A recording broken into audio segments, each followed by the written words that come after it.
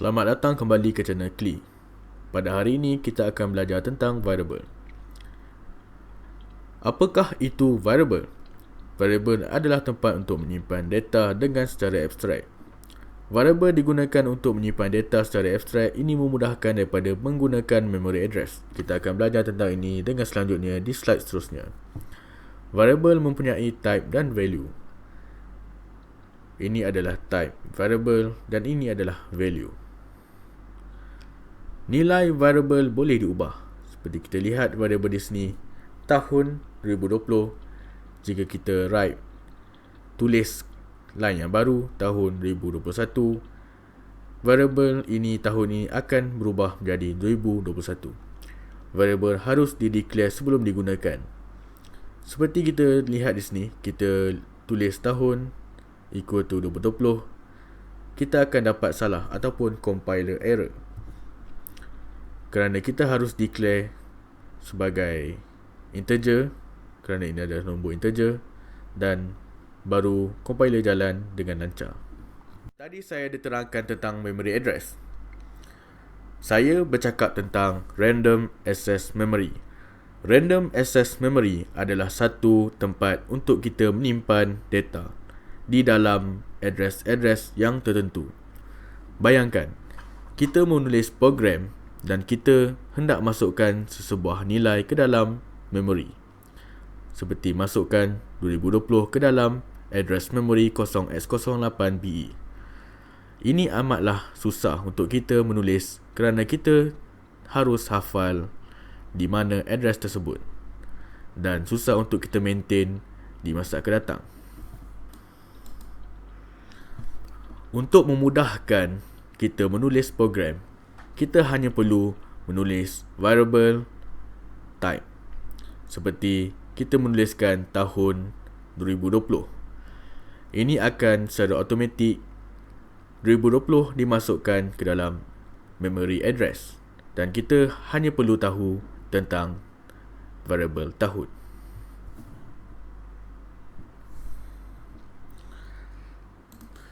Baiklah, di sini ada sikit nota.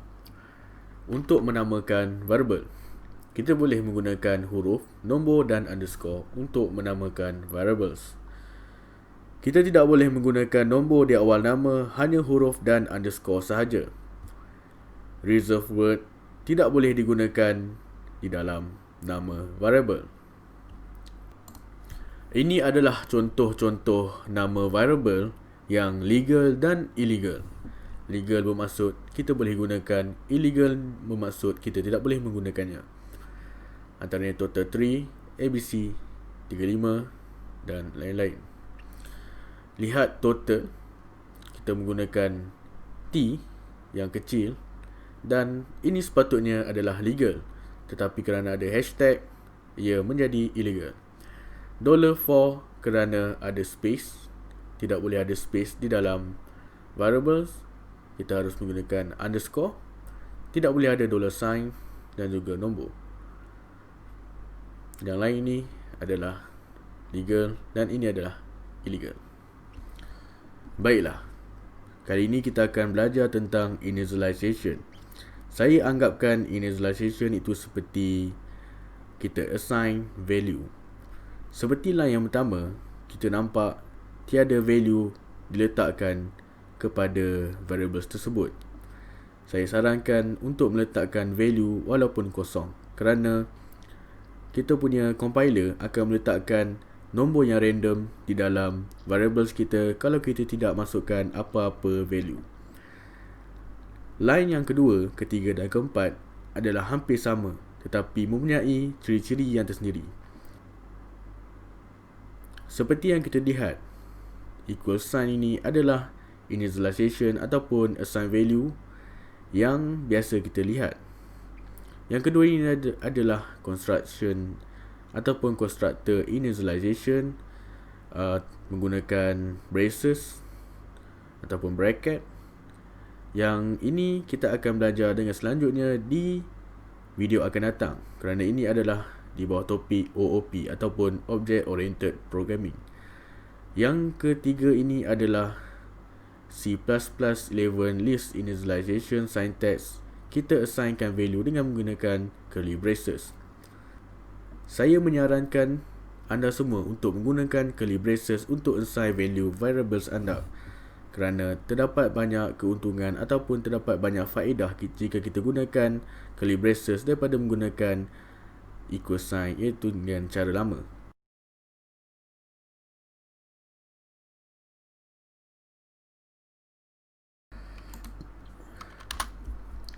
Sekarang kita akan belajar bagaimana hendak menggunakan variables. Baiklah, program akan mengira umur anda berdasarkan tahun terkini dan tahun kelahiran.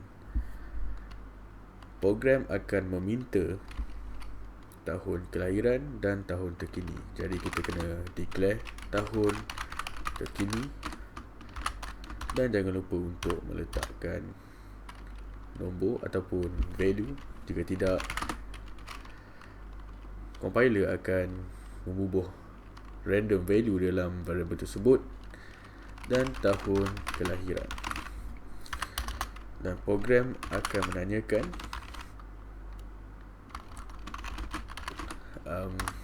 masukkan tahun terkini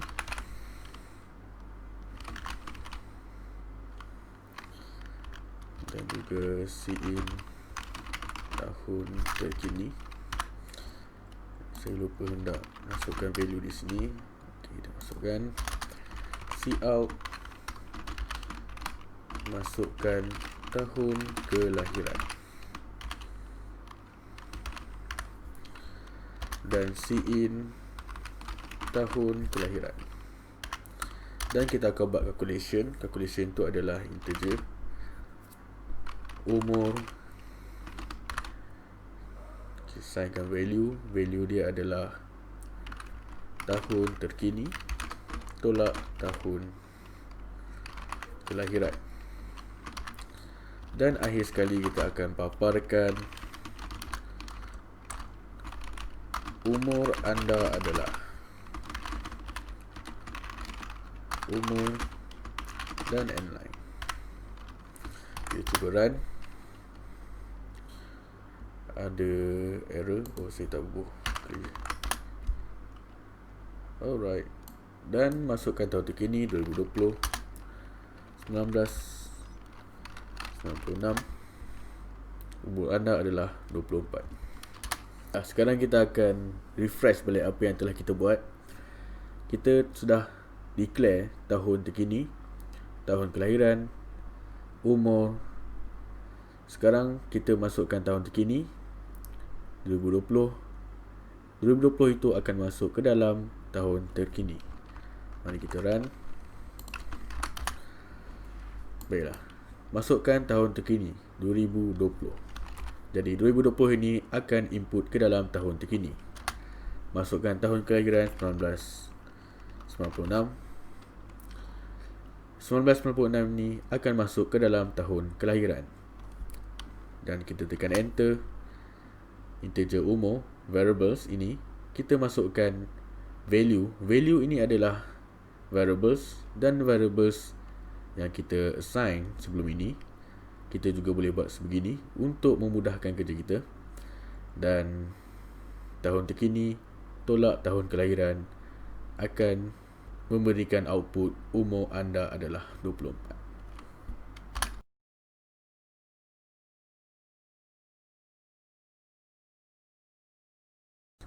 Global variables adalah variable yang di luar daripada function. Selalu anda akan nampak di kod-kod yang akan anda kaji, di kod luar sana akan ada global variable. Seperti ini, di luar function ada variable age yang kita run 15. Age 15 dan 15. Dan apa akan jadi kalau kita declare integer age 10 di dalam function, di dalam block function, ia akan tulis 10. Ini kerana cout age akan melihat variables age di dalam kotak terlebih dahulu sebelum ia melihat variable age di luar kotak. Dan ini hanya untuk education untuk pengetahuan anda, local dan global variables. Ini adalah global dan ini adalah local variables. Dan ini adalah global var. Dan saya tidak sarankan anda untuk menulis global var.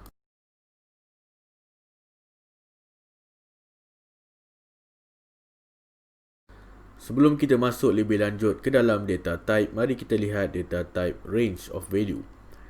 Seperti kita tahu, kita pernah menggunakan int iaitu integer. Integer mempunyai 4 byte.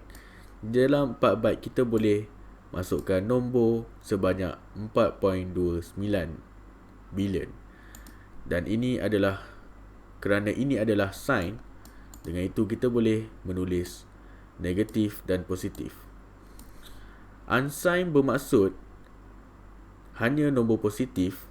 Dengan itu kita boleh menulis nombor positif saja, dan kita nampak nombor ini adalah 2 kali ganda lebih daripada nombor sign. Ini kerana semua nombor negatif dimasukkan ke dalam nombor positif.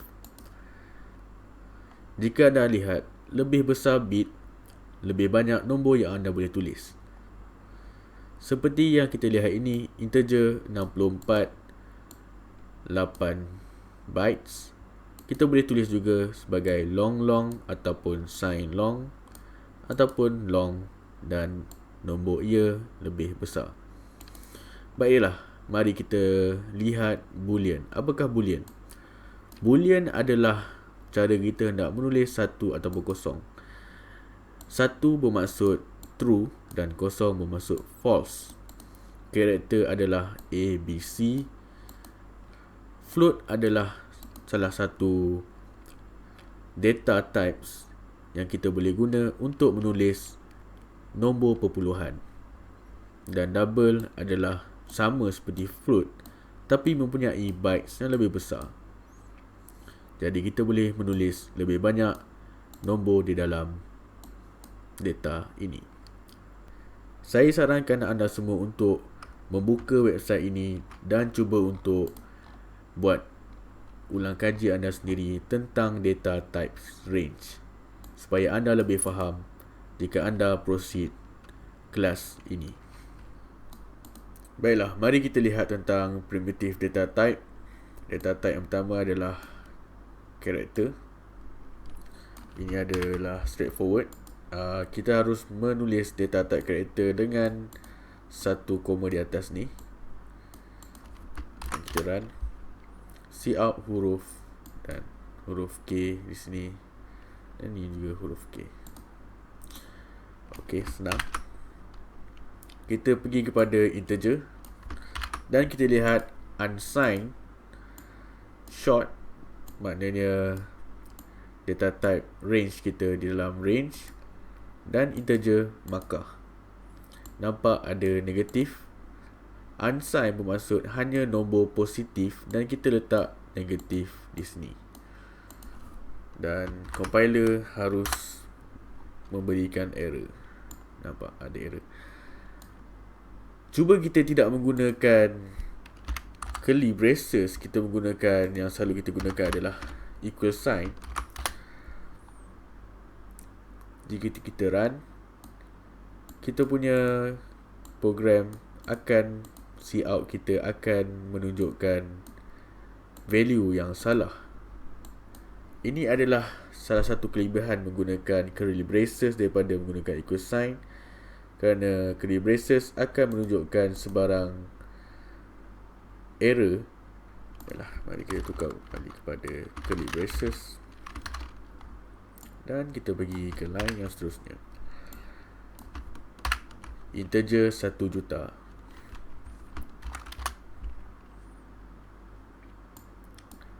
Kerana integer adalah 2.45 bilion, jadi kita punya nombor muat di dalam integer data type.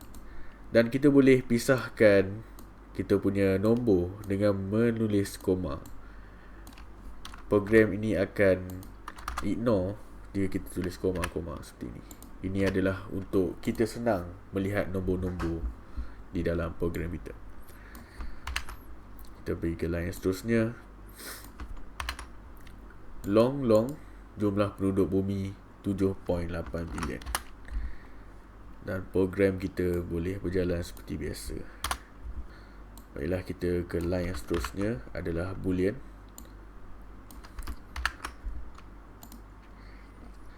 Di sini kita ada boolean. Boolean akan menunjukkan satu ataupun kosong, di mana satu itu adalah true dan kosong itu adalah false.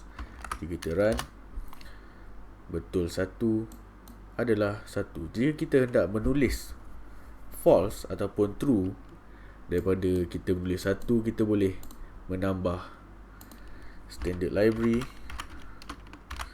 bool alpha dan kita run. Maafkan saya. Dan kita run, kita punya output akan menulis true di sini. Baiklah, kita ke line yang seterusnya. Sekarang ini kita akan pergi kepada float. Float adalah nombor perpuluhan. Jadi kita cuba untuk run. Tak boleh run, kenapa? Boleh run 204.45 dan kita cuba run double pi. Double pi adalah sama sahaja seperti float, tapi mempunyai data bytes yang lebih tinggi daripada float. Baiklah, kita tutup balik. Dan ini adalah long double, boleh memuat masuk nombor yang lebih besar. Kita run. Dan ini adalah nombor yang sangat besar. Dan akhir sekali adalah contoh overflow. Jadi kita nampak nombor yang pertama kita ada 30,000, di mana short muat ke dalam short, data type short. Dan nombor 2 adalah juga 30,000. Tetapi bila 30,000 kali dengan 30,000, jumlah tidak muat ke dalam short, dan itu akan membuat satu overflow. Dan kita run.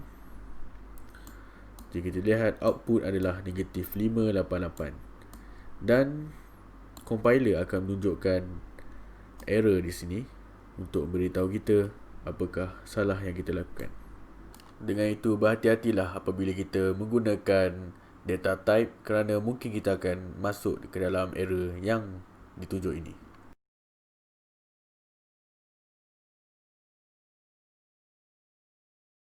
Baiklah, sekarang kita akan belajar tentang constant. Constant adalah sama sahaja seperti variables, tetapi ia tidak boleh diubah. Untuk benda constant, kita harus menulis const dan data type, nama dan value. Sekarang kita akan membuat program seperti ditulis di atas ni. User memasukkan duit di dalam ATM machine, mengeluarkan duit daripada ATM machine. Setiap pengeluaran duit akan melibatkan tax sebanyak 6%. Mari kita cuba untuk menulis program ini. Kita harus declare in duit masuk kosong, dan juga integer duit keluar kosong. Kita juga boleh menulis integer koma duit keluar. Sama sahaja dengan menulis integer duit keluar. Dan mari kita ke line yang seterusnya. Cout, masukkan duit anda. Dan tutup cin duit masuk. Seterusnya kita akan membuat cout berapakah duit yang anda mahu keluarkan, dan juga cin duit keluar. Seterusnya kita akan declare constant, kerana kita nak declarekan text, kita menggunakan float. nombor perpuluhan dan juga 0.06. Kita menggunakan constant kerana kita tidak mahu mengubah apa-apa nombor di dalam teks ini, kerana teks adalah fix. Dan juga kita harus mengubah 6% kepada 0.06 kerana compiler tidak tahu percentage ini adalah persen. Compiler menganggap percentage ini sebagai reminder. Dan selepas itu kita akan membuat calculation float duit text, duit keluar kali dengan text, dan juga float jumlah duit masuk tolak duit text. Dan akhir sekali kita perlu menulis senarai yang telah kita buat. Jumlah duit masuk adalah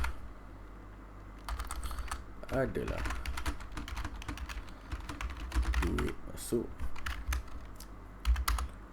cout new line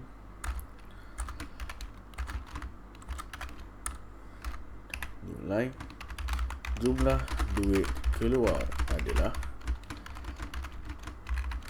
duit keluar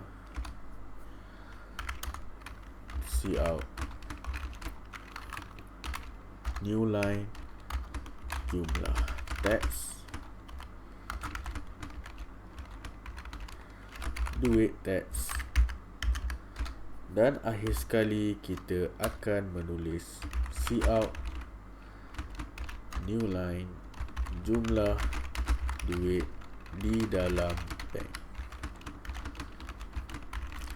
jumlah tolak duit keluar, dan akhir sekali end line. Ini adalah cout jumlah duit keluar, jumlah tolak duit keluar. Baiklah, saya rasa program kita dah sedia untuk dicuba. Mari kita cuba. Masukkan duit anda. Mungkin saya ada RM1,000 dan saya nak mengeluarkan RM10. Dan tertulis jumlah duit masuk adalah RM1,000, jumlah duit keluar adalah RM10 dan teks adalah 60 sen. Jadi dengan itu 1000 tolak 10 dan tolak 0.6, kita akan dapat 9.989.4. Dan itu adalah cara untuk kita menulis balik kod kita. Dan untuk menunjukkan anda yang constant ini tidak boleh ditukar, kita akan cuba untuk menukarkan constant text ni, float text. Cuba kita tulis text equal to 0.05 dan kita run. Kita akan dapat error kerana ini adalah constant.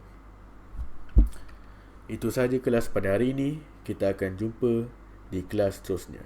Terima kasih.